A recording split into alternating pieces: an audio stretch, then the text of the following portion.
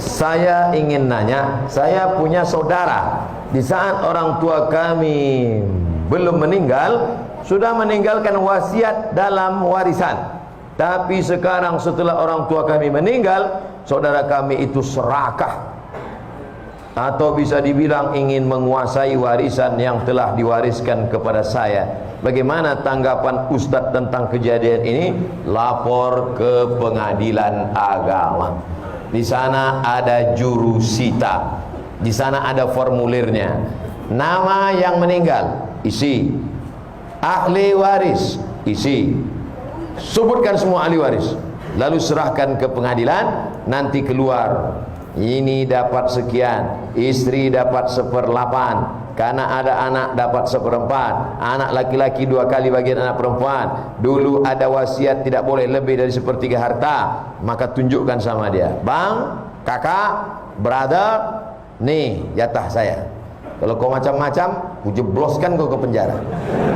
Tentu tidak kasar begitu, lembut. Abang, kau dari rahim yang sama dengan aku. Aku tak ingin menganiayamu. Aku buat laporan ini bukan karena aku dengki dan marah, tapi karena aku tak ingin kau makan haram. Keras sekali Pak Ustaz. Aku tak ingin kau makan haram.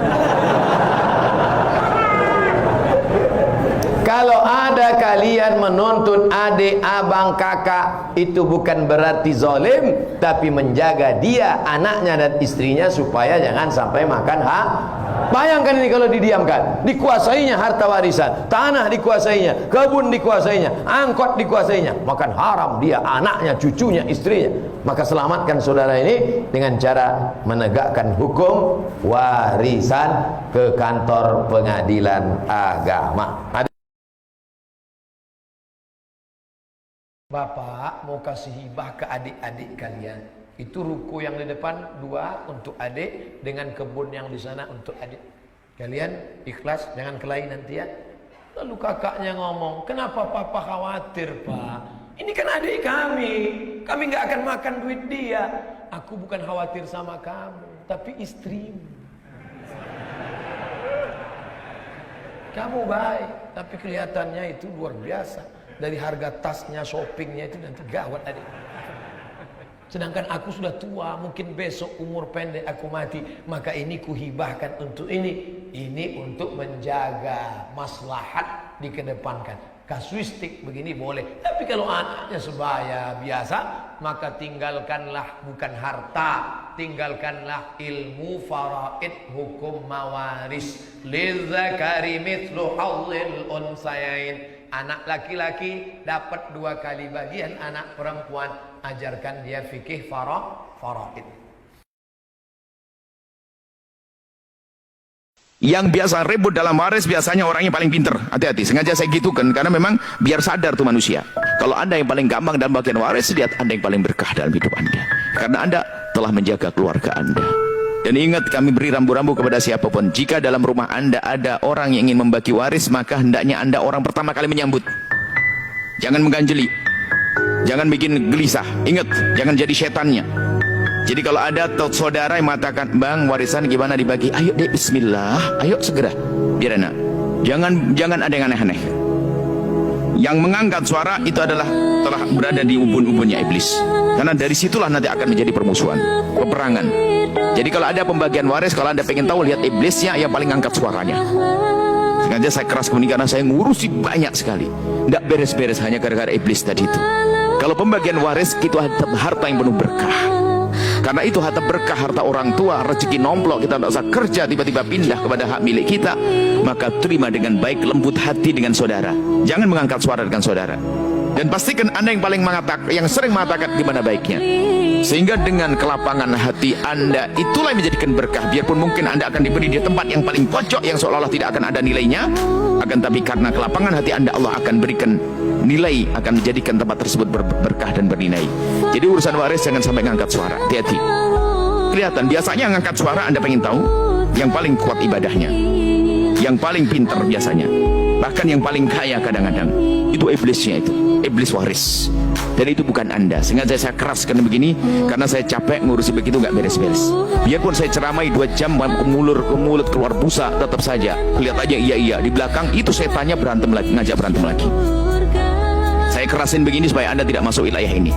Segera bagi itu waris. Bahkan kadang mengatakan bapaknya meninggal dunia, ibunya masih hidup, nggak mau bagi waris. Kenapa? Ibu masih hidup. Ini bahaya lagi. Terus ibunya suruh mati. Bagi waris, ibu dapat bagian. Makanya serahkan pada ahlinya, orang berilmu mengerti. Jangan sampai menunda-nunda. Kalau memang itu perusahaan bikin saham, kalau dibagi tentu cara kalau dibagi mungkin hancur. Dijual dengan cara yang benar. Artinya segera. Dan intinya ini loh, di saat ada pembagian waris, pokoknya Anda jangan mengangkat suara. Anda jangan bikin orang yang paling ribet. Akan jadi duri Anda itu. Naudzubillah, iblis menjadi sebab permusuhan.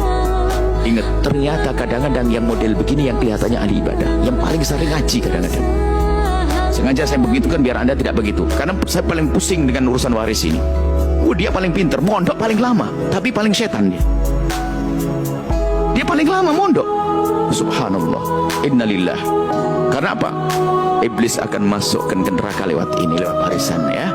Makanya ini perlu disampaikan, dan kami menyampaikan dengan keras begini supaya dirasa, supaya Anda tidak masuk wilayah ini. Ini wilayah neraka. Kalau pembagian waris, jadilah Anda orang pertama kali senyum. Oke adik, bismillah, karena Allah. Waris itu sangat berbahaya jika tidak dibagikan dengan benar. Dia akan jadi racun yang sangat berbahaya. Warisan kalau tak dibagikan dengan benar, maka dia akan menghancurkan kepada harta-harta yang lain. Itu sudah rumus. 1. Yang kedua, orang yang rebutan warisan itu melakukan 3 pelanggaran sekaligus. Pelanggaran pertama, dia berdosa kepada Allah kalau melanggar hukumnya. Pelanggaran kedua, dia bermasalah dengan orang tuanya, bahkan yang telah wafat dan tidak punya kemampuan untuk minta maaf karena orang yang sudah wafat. Dan yang ketiga, dia memutus silaturahim di antara ahli waris itu. Makanya ada ulama yang mengatakan orang yang rebutan, sengaja rebutan warisan itu seperti ahli neraka yang jalan-jalan di muka bumi. Karena itu saya sarankan pertama berdoa kepada Allah untuk melembutkan setiap hati. Praktekkan tadi dengan cari orang bijak untuk menerangkan. Setelah itu kemudian disampaikan. Tidak boleh ikut itu, karena alatnya orang kafir. Mikrofon ini siapa yang buat nih? Mikrofon yang buat orang kafir. Itu maka tulisannya on off. Seandainya orang Islam pasti tulisannya al-hayah wal maut. Ini lampu. Ini lampu ini yang buat orang kafir.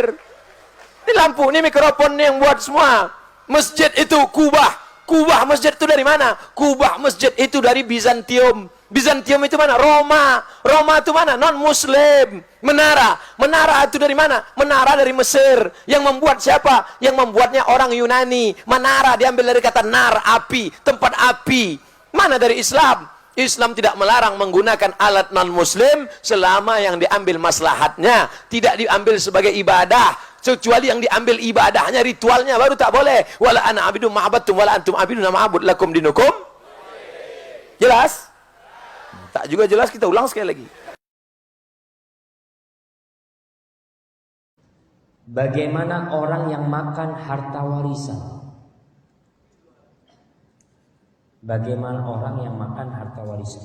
Kalau warisan tetangganya nggak boleh. Nah, nggak boleh. Kalau warisannya bapak dia nggak apa-apa. Cuma memang orang-orang itu kadang-kala nih warisannya, anak sekedar nasihat buat orang yang dapat warisan. Ingat, hak bagi waris itu hak Allah. Kalau udah jatuh jadi warisan, Allah yang bagi. Gimana pembagian? Ada tuh di surat An-Nisa ayat 11, udah Allah jelasin di situ. 11-12 Allah jelasin. Artinya kalau dapat warisan, warisan itu uang yang tanpa usaha. Ketika antum dapat, usahakan daftar haji atau umroh. Karena ada orang-orang dapat uang warisan untuk bangun rumah, untuk ini itu, lupa dengan kewajiban dia. Engkau sampai mati nggak punya rumah nggak apa-apa. Tapi kalau dapat warisan, alhamdulillah kau daftar haji langsung. Dan banyak orang dapat warisan, banyak warisannya habis dan dia belum berangkat haji. Padahal ketika dia dapat warisan, wajib bagi dia haji. Dia jadi mampu karena punya uang banyak. Tapi kalau warisannya buat bayar utang ya beda lagi. maka yang makan warisan nggak masalah. Tapi yang jelas dia tahu jangan haknya orang lain yang dia makan. Tentang harta warisan